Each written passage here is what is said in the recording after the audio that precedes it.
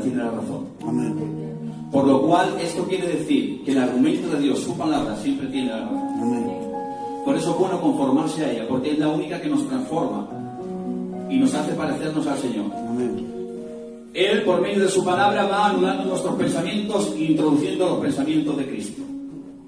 Amén. Dice que es viva. ¿Por qué es viva? Esto es fácil entenderlo. Es viva porque tenemos a un Dios vivo. ¿Cuántos tienen a un Dios vivo? Como tenemos a un Dios vivo, entendemos que la palabra que sale de su boca es viva. Por eso dijo el Señor Jesucristo: la palabra que yo os he hablado son espíritu y son vida. No son letras. Letras tiene un periódico. Letras tiene un tebeo. Letras tiene un cuento. La palabra de Dios es poder. Amén.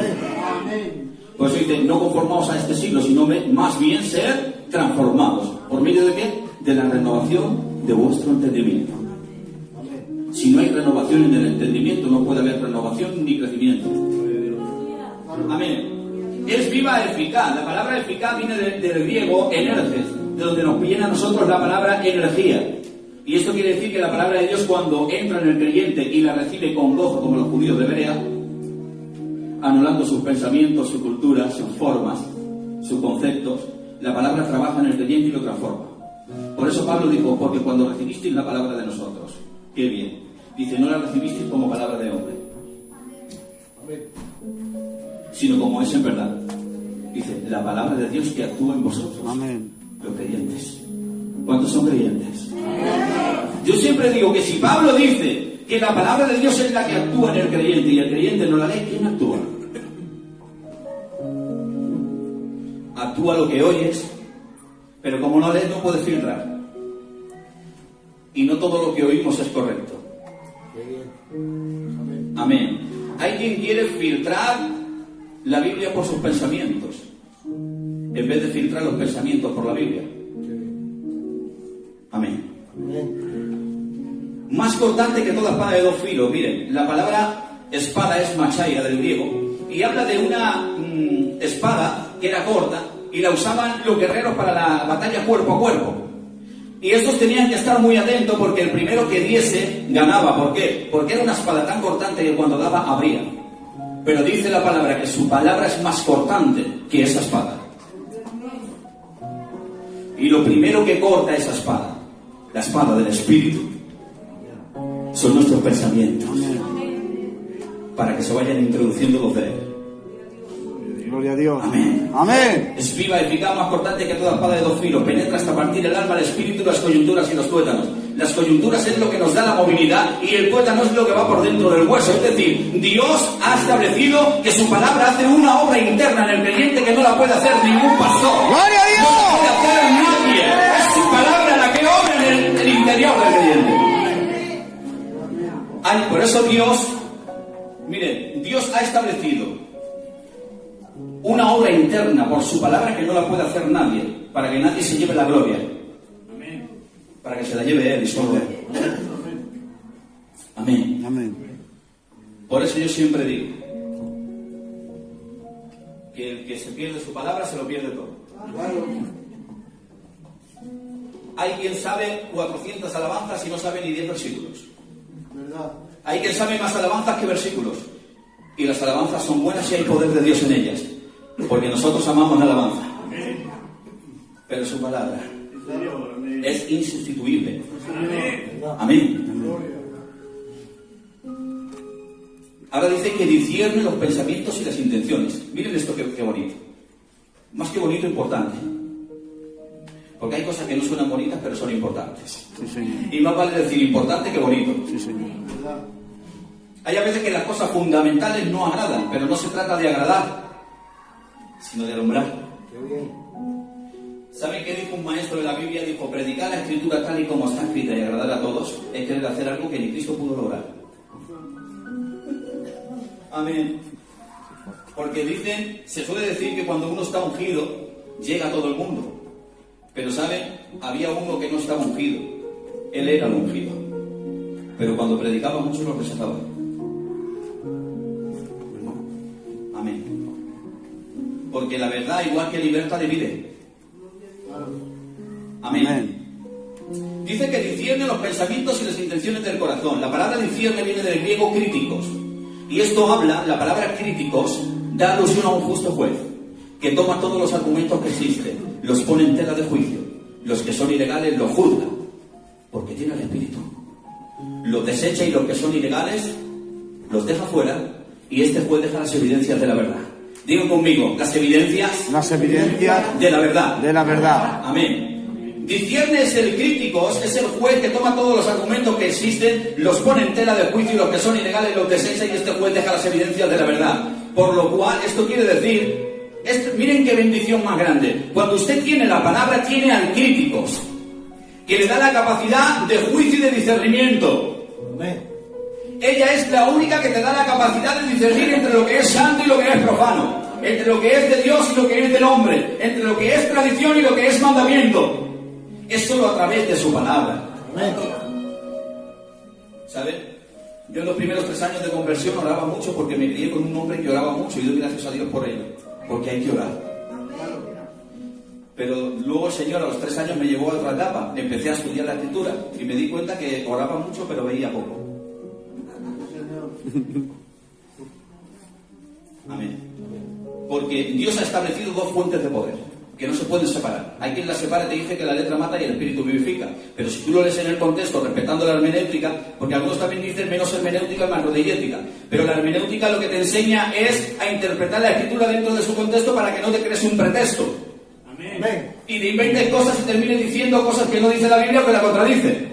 Entonces, cuando dice que la letra mata más el espíritu vivifica, si interpretamos en su contexto, dice, porque así mismo Dios nos hizo ministros competentes de un nuevo pacto, no de la letra sino del espíritu, porque la letra mata más el espíritu vivifica. Amén. Mira, dice, y si el ministerio de muerte grabado con letras en piedra fue con gloria tanto que los hijos de Israel no pudieron fijar su vista en el rostro de Moisés, a causa de la gloria de su rostro, la cual había de perecer, cuanto no más será la gloria del espíritu. Por lo cual entiendo que interpretando en su contexto, la letra es la ley y el espíritu es la gracia del Señor Jesucristo. Amén.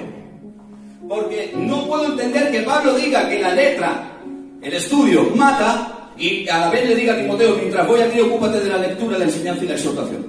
No cuadra. Timoteo, procura con diligencia presentarte a Dios aprobado como obrero que no tiene de qué avergonzarse. ¿Que usa qué? Que usa bien la palabra de verdad. Pablo sabe, dice, 2 de Timoteo 3:16, que toda la escritura, digan conmigo, es inspirada por Dios. Por Dios. Por lo cual dice que es útil para enseñar, para redarguir, corregir e instruir en justicia, a fin de que el hombre de Dios, los creyentes, sean perfectos, enteramente preparados para toda buena obra. Esto quiere decir que sin palabra no puede haber buenas obras.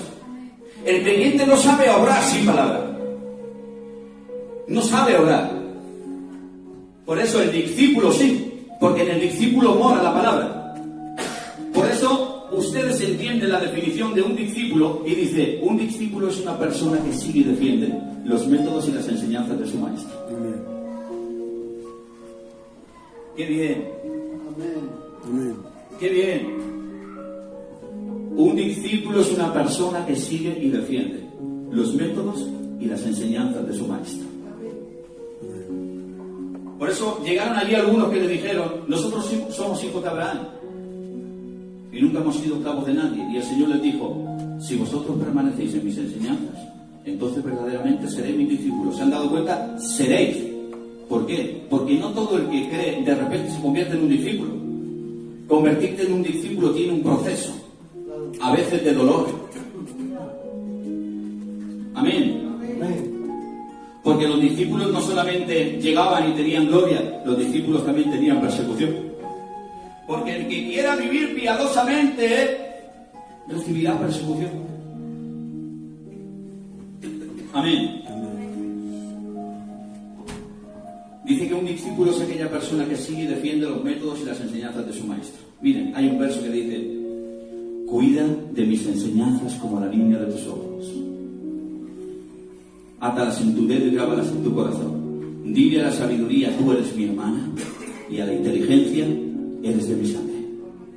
Qué importantes son sus enseñanzas. Cuando Josué tomó el mando, Dios le mandó y le dijo, miren lo que le dijo, mi ley será tu meditación de día y de noche.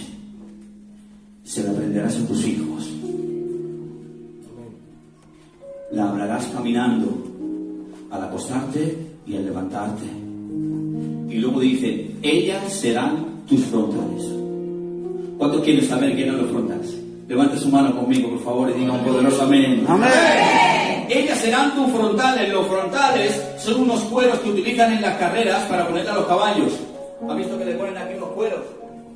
¿Saben para qué? Para que no se descuide, para que no vean lo que tiene por los lados, que no tenga una sola visión. Entonces Dios dice, si me vas a servir, mi palabra tiene que ser tu única visión. Ahí no cabe la cultura, no caben tus pensamientos ni tus formas. Ahí lo único que cabe es la palabra. Por eso hay un verso, 1 Corintios 4:6, que a mí me encanta, del apóstol Pablo. Alguien que tuvo unas experiencias terribles, vio cosas que al hombre no le es permitido ver. Amén. Amén. En cambio, él seguía diciendo, traedme los libros, que quiero seguir leyendo. Hoy nosotros tenemos 2 sueños y ya no queremos leer la Biblia ni sujetarnos a ella. Amén. Amén. Que venga Dios trayendo en nosotros conformidad a su palabra. Gloria a Dios. Para que vayamos creciendo. Y luego dice, ellas serán tus frontales. ¿Cuántos quieren saber quién eran los frontales? Levante su mano conmigo, por favor, y diga un poderoso amén. Amén.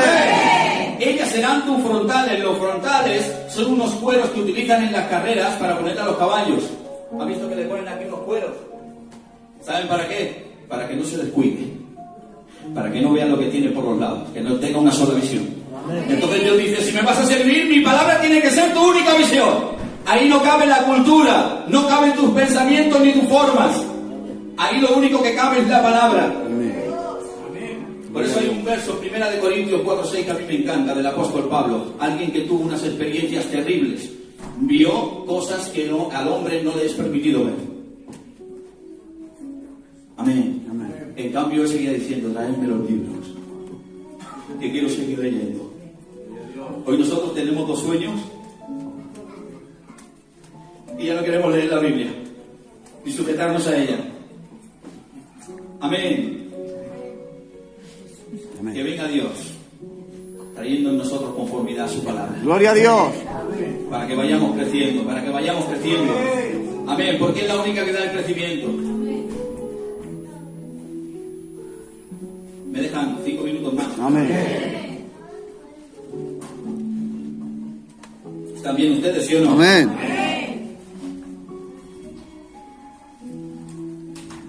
Estoy administrando lo que el Señor me ha dado para ustedes. Un discípulo, miren, voy a tocar un par de temas que a mí me gustan mucho, porque, ¿saben? Había una diferencia entre el discipulado de los hebreos y los alumnos de los griegos. Entre los israelitas estaban los maestros y los discípulos. En cambio, entre los griegos estaban los profesores y los alumnos. ¿Cuál es la diferencia? La diferencia es que el alumno simplemente va a recibir la información de su profesor, pero no quiere ser como él. En cambio, los hebreos no solamente querían la información de su maestro, sino que querían su vida. Amén. Por eso los maestros judíos, cuando elegían a los discípulos, ellos veían, lo primero que veían era que el discípulo quisiera vivir la información. Amén. Qué importante es darle el tesoro al que la quiere. Hay veces que no le puedes hablar palabra a todos.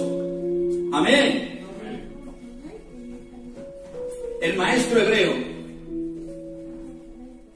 elegía a sus discípulos porque sabía que esa información no era cualquier información, era palabra de Dios. Amén. Por lo cual, los discípulos sabían que tenían que vivir como su maestro. Amén.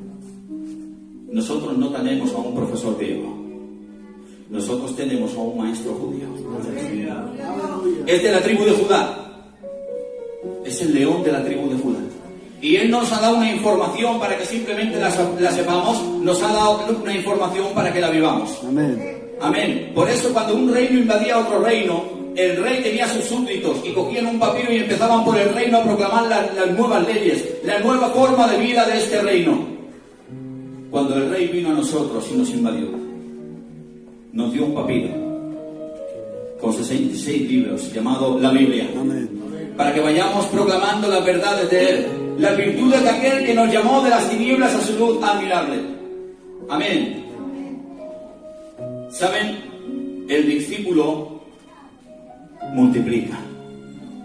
Un creyente espera que oren por él. Los discípulos oran por los demás. Gloria a Dios. Amén.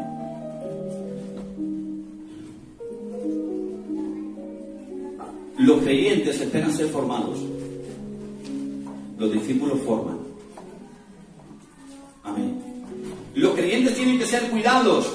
Los discípulos cuidan. Los discípulos son aquellos que pueden contender ardientemente por la fe que ha sido una vez dada a los santos. Amén. Amén. Los discípulos son aquellos que pueden entender a los débiles en la fe, levantarlos y restaurarlos. Los discípulos son aquellos que perdonan porque se sienten perdonados. Amén. Amén. Por eso quiere el Señor que nos convirtamos en discípulos. ¿Saben? Igual que nosotros somos candidatos al ministerio, nosotros tenemos candidatos al ministerio, ¿sí o no? Amén. En Israel habían candidatos al rabinato. ¿Y qué pasaba? Cuando un candidato al rabinato había terminado de estudiar, qué bueno es estudiar, ¿eh? Amén. Como había dicho antes, Dios nos ha dado dos almas inseparables, que es la oración y su palabra. Orad sin cesar, y que la palabra de Cristo mora en abundancia en vosotros. Amén. Es como el que tiene una espada y un escudo. ¿Dejarán la espada para usar el escudo o el escudo para usar la espada? ¿Verdad que no? Ponte el escudo y usa la espada. Amén. Amén. Por eso el que entiende, el que verdaderamente es espiritual y ora, no se para el estudio de la oración. Por eso el apóstol Pablo dijo, y esto pido en oración. Filipenses 1:9 dice, y esto pido en oración. ¿Qué pide Pablo? Dice que vuestro amor abunde aún más y más en ciencia y en todo conocimiento, para que aprobéis lo mejor. Porque sin conocimiento, ¿cómo aprobamos? Lo podemos aprobar sin conocimiento. ¿Sí o no? Amén. Cuando el discípulo al rabinato ya llegaba el tiempo de ejercer en la sinagoga, lo primero la prueba que le hacían los rabinos que ya estaban en la sinagoga establecidos, le decían, ¿tienes capacidad para atar y desatar? Escuchen bien esto, por favor, que aquí me gusta que presten atención. ¿Tienes capacidad para atar y desatar? Entonces, el candidato al rabinato, antes de ejercer, tenía que demostrar por las escrituras que tenía capacidad y compromiso para atar y desatar. Atar y desatar vienen del hebreo asar y su antónimo itir, que quieren decir prohibir y permitir. Miren qué bonito es esto. Si tenía capacidad pero no tenía compromiso, no valía. Porque ¿de qué sirve que tenga capacidad si luego lo dejo pasar todo?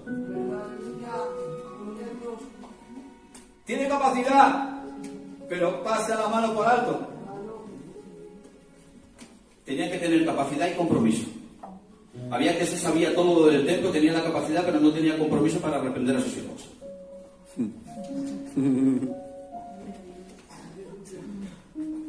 Necesitamos a gente comprometida. Amén. Que sepan que un poco de levadura leuda toda la masa. Que sepan que el no pasa nada no vale, porque sí que pasa. Que sepan que hay cosas que se pasan por alto y hoy no, pero a la larga se notan. Amén.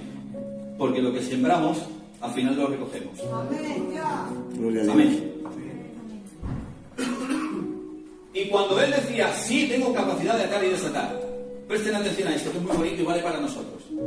Dice, si dos hermanos tuviesen una deuda en Israel y el uno no se la pudiese pagar al otro, ¿qué harías? Entonces este candidato al rabinato haría esto.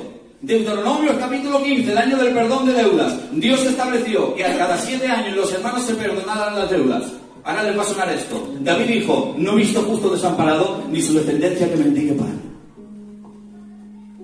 ¿Saben por qué? Porque atar y desatar era la capacidad y el compromiso que tenían los reyes, los rabinos y los sacerdotes para prohibir y permitir las cosas en Israel. Entonces David dijo, no he visto justo desamparado ni su descendencia que mendigue pan. ¿Me lo puedo aplicar yo a esto?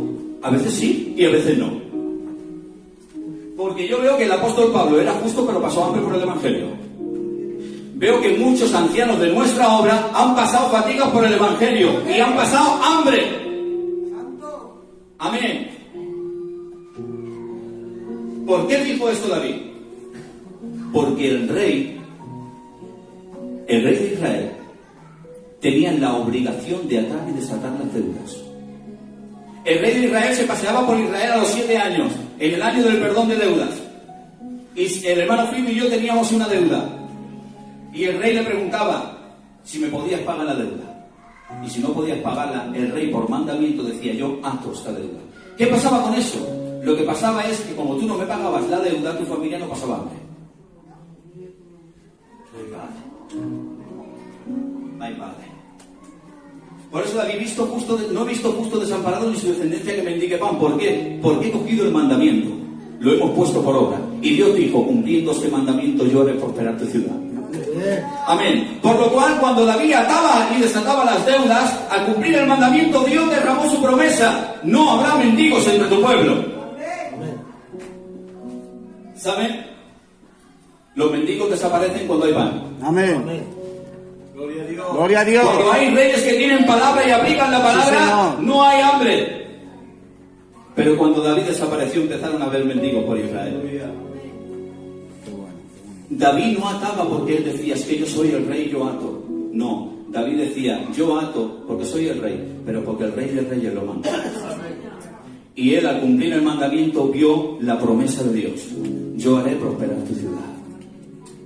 Por eso digo que cuando hay palabra, hay gozo, hay poder, hay vida de Dios.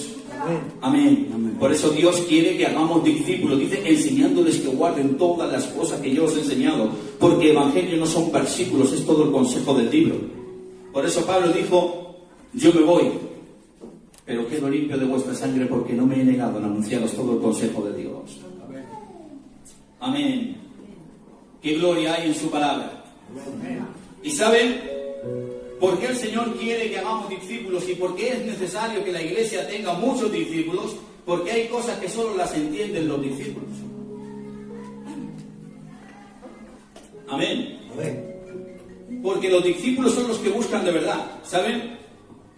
Le voy a tocar este punto porque tengo aquí algunos más, pero como se me ha llevado y me he comido un poco más de lo que pensaba, pues voy a terminar con este punto. Al Señor Jesucristo le dijeron, Maestro, ¿por qué a ellos les hablas en parábolas? O sea, viene este detalle.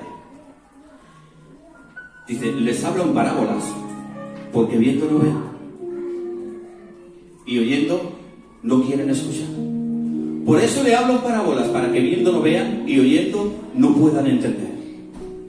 Y yo digo, qué misterio, que el Señor Jesucristo es el que ha venido a dar luz, pero a veces habla para que no entiendan ni para que no vean. Este es el ministerio del Señor, que da vista a los ciegos, pero ciega a los que ven mucho. Porque hay gente que ven tanto ellos que no le dejan ver a Él. Amén. Y usan más el yo lo veo que el Espíritu Santo. Dejémosles ver a Él. Amén. Que su palabra fluya, que corre y sea glorificada en los creyentes. Amén. Y Él le dijo, les hablo en parábolas porque viendo no ven y oyendo no quieren escuchar. Pero ahora hay algo maravilloso. Dice, pero a vosotros, que sois mis discípulos, os he revelado el misterio del reino de los cielos. ¿Se han dado cuenta? El Señor Jesucristo le revela al discípulo lo que al tradicionalista le hablan parábolas. Gloria a Dios. Amén. Porque déjenme decirle algo. Los discípulos con los tradicionalistas no se llevan bien. ¿Saben por qué? Porque al tradicionalista le importa más la tradición que el mandamiento. Amén. Por eso le dijeron al Señor Jesucristo, los tradicionalistas le dijeron, ¿por qué tus discípulos quebrantan las tradiciones de los ancianos? Y el Señor Jesucristo no les responde, pero sí que los confronta con una pregunta de mayor consecuencia y dice, ¿y por qué vosotros los mandamientos? Estos como representantes de la ley Yo veo bien que se enfaden porque no guardan los mandamientos, pero no porque no guardan las tradiciones. Hay quien se molesta más por quebrantar lo que no ven ellos que por no cumplir esta. Te digo algo, si quieres ser un discípulo, aléjese de los tradicionalistas. Amén. Porque de los tradicionalistas dice el Señor, bien profetizó Isaías de vosotros cuando dijo, este pueblo de labios me honra, pero su corazón está lejos de mí, anulando mis mandamientos y poniendo como doctrina mandamientos de hombre. ¿Saben? Los rabinos enseñaron algo que fue dado por los profetas y los ancianos y dijeron, aprender a que la gente tema al Señor. Yo digo, qué bien. Educar a muchos discípulos, y yo digo, qué bien. Pero luego les dijo, y hacer una cerca alrededor de la ley, y yo digo, qué mal. Ellos lo hicieron por bien, pero no lo hicieron bien, lo hicieron mal, porque Dios había diseñado el mandamiento para que te chocaras con él, y al chocarte con él veas tu transgresión y veas tu necesidad de Cristo. Por eso dice que el fin de la ley es Cristo. La palabra fin en griego es telos, que quiere decir meta y propósito. Es decir, el fin de la ley civil para un ladrón es la cárcel. El fin de la ley de Dios para el pecador es llevarlo a que sea preso de Cristo. Por lo cual ellos hicieron una cerca alrededor de la ley, es decir, normas, mandamientos, para que la gente no se tropezara con el mandamiento. Y ahí estuvo el error. No queramos cubrir lo que Dios ha dejado al descubierto. Amén. Amén. Y ahí estuvo lo malo. Lo hicieron con buena intención, pero lo hicieron con error. ¿Saben? Nosotros hemos valorado tanto la intención que hemos aprobado el error. Hay a veces que valoramos tan al extremo la intención, la buena intención, que aceptamos el error. Y a veces se dice, bueno, lo hace con buena intención. Pero yo pregunto, ¿pero esa buena intención viene acompañada de error? Si es así, tenemos que hacer una cosa: agradecerle con nuestro corazón al hermano que ha hecho la buena intención, pero por amor al pueblo corregir el error. Muy bien, gloria a Dios. Apláudele al Señor. Dale un aplauso.